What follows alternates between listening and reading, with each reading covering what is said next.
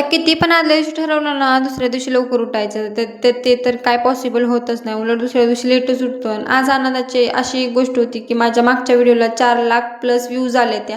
आणि आता माझ्या सासूबाई पण चांगल्या येत्या. काल त्या पडलेल्या जोरात त्यांच्या डोक्याला त्यांचीच हाताची भांगडी लागलेली आणि त्यांची आता रक्तपात व्हायची गोळी असल्यामुळं जास्त रक्त सप्लाय होतं. आपल्यासारख्या नॉर्मल नाही आहेत, अननॉर्मल आहेत त्या.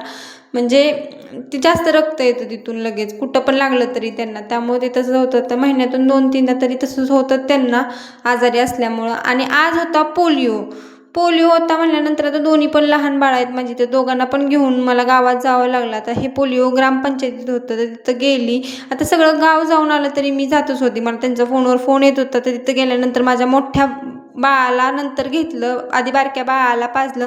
तिनं पिऊन घेतलं व्यवस्थित. पण मोठं बाळ इतकं दमवत होतं ना बासच.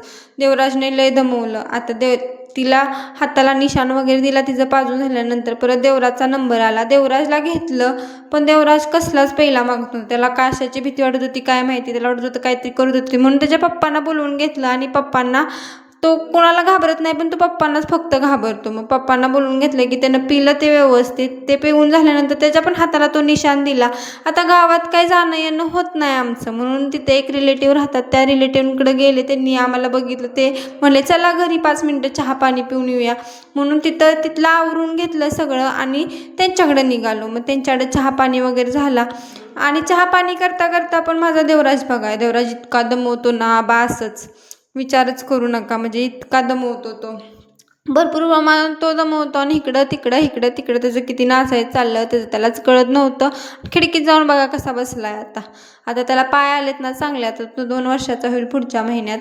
आणि तिथून झाल्यानंतर तिथला आवरला. आता पहिल्यांदा कोणाच्या घरी गेलं की बाळाला घेऊन बाळाची टाळू भरतात. त्यांनी तिची टाळू भरली, टाळू भरून झाली आणि तिथून आम्ही निघालो. आणि आजच्यासाठी बस एवढंच. व्हिडिओ आवडल्यास लाईक सबस्क्राईब नक्की करा. बाय.